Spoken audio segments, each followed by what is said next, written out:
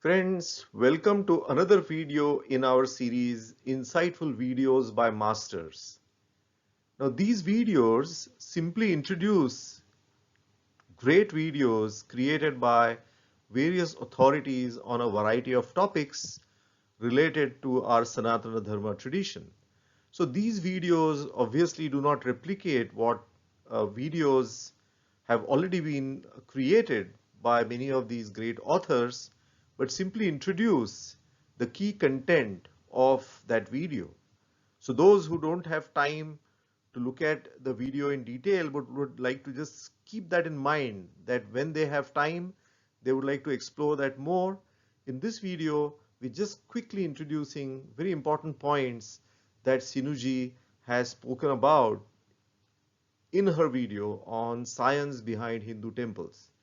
Do explore great work that Sinuji is doing, particularly in the context of Gram Vikas as well as menstrual health.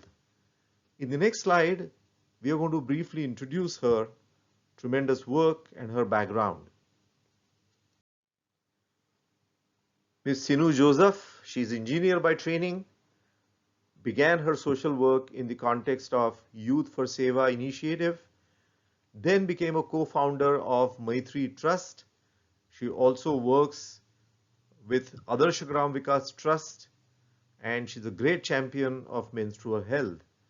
Though coming from a Catholic background, she started exploring our tradition when she started talking to many elderly women from villages, and she found that there is a great knowledge which needs to be brought forward, and then she started pursuing a lot of studies and which are very evident from the great videos that she's creating, the great talks that she's giving.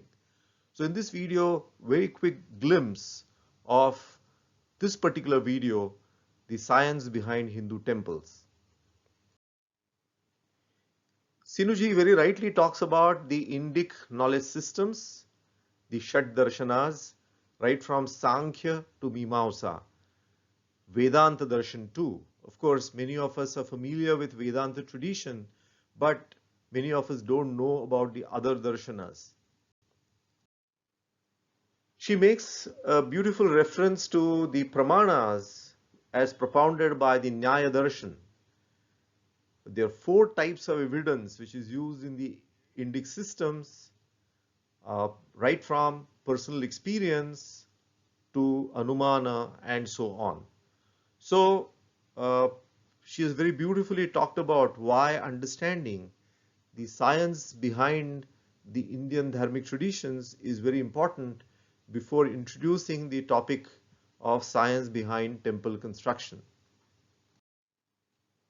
She very nicely brings about the difference between the modern medicine, which is based on some clinical trials, many of which may not necessarily give the correct results.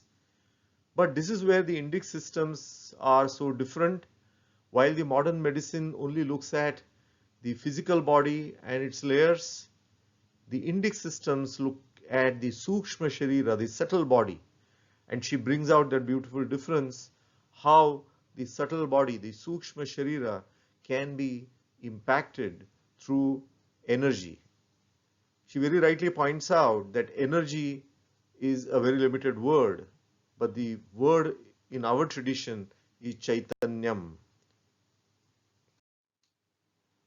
She nicely points out how some of the temples have become healing centers because the kind of pranic energy that they bring about. In that course, she narrates an amazing story of Veerabhadra temple at Lepakshi. Some of you may have already seen it. It has a hanging column which doesn't touch the ground. And in fact, she very nicely points out how it is the kind of energy center of that whole temple.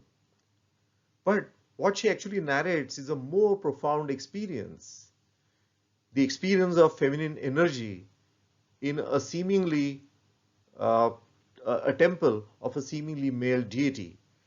You must listen to that amazing experience, amazing story.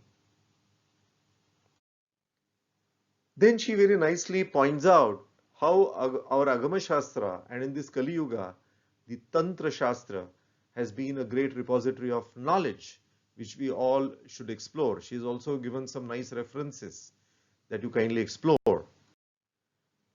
Then she talks about the concept of Prana Pratishtha and how that's completely different from the idea of consecration. How Prana Pratishtha is far more profound, and it is not only the Prana Pratishtha in that deity, but the whole temple actually becomes an abode of a certain type of Chaitanya, which has the capability of healing us at the right chakra of a human body.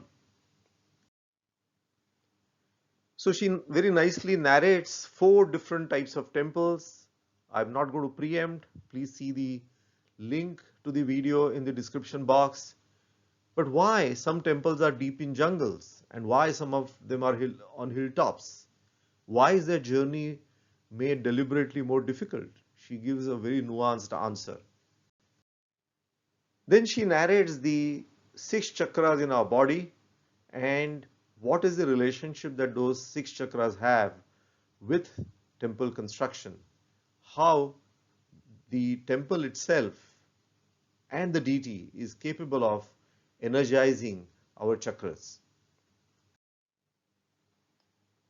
Then she very nicely points out how the lower chakras are for the pravritti marga, for the worldly life, and the upper chakras are for nivrutti, for our journey towards moksha. And she very nicely says that not many people want to go on that journey of moksha, but those who want to go, there is a path which is possible through the upper chakras.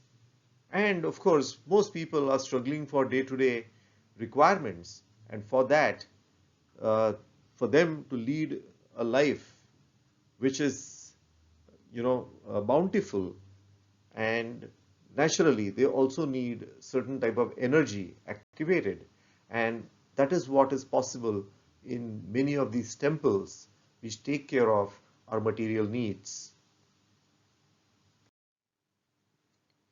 So she very nicely and beautifully explains how different deities preside different chakras and what kind of emotions would that trigger.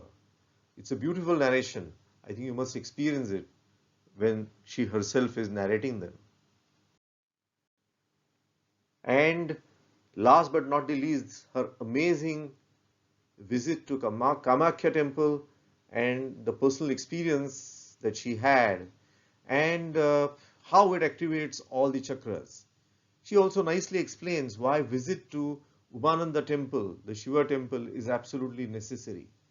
So I think that's a great video that you must not miss, and it actually opens our eyes to not only the idea behind the Chaitanya in the temples and the deity, but the great rishis who have been able to visualize this entire structure and relationships. Her amazing experience after visiting Kamakhya temple as a woman, particularly as a woman who has been educating women in respect of menstrual health, is a story that you should not miss. Overall, a great video and is going to do a great service to the Sanatana Dharma tradition. Friends, do share this video, subscribe to this channel and create more positive energy or help us create more positive energy around us. Thank you so much.